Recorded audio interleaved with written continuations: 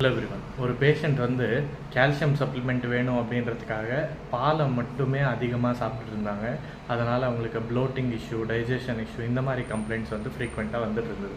So அவங்களுக்கு பால் குடிக்காதீங்க அப்படின்னு சொல்லும்போது, அப்போ எனக்கு கால்சியம் சப்ளிமெண்ட்ஸே கிடைக்காது, போன் க்ரோத் ஆகாது அப்படின்னு சொல்லி யோசித்தாங்க. ஸோ கால்சியம்க்கு வெறும் பால் மட்டும் கிடையாது, அதை விட அதிகமான கால்சியம் இருக்கிற ஃபுட்டை சொல்கிறேன்.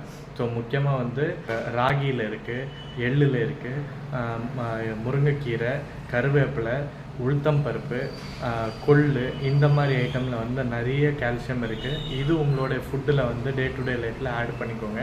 அதிலேருந்து கிடைக்கிற கால்சியம் வந்து ரொம்ப அதிகமாக இருக்கும்.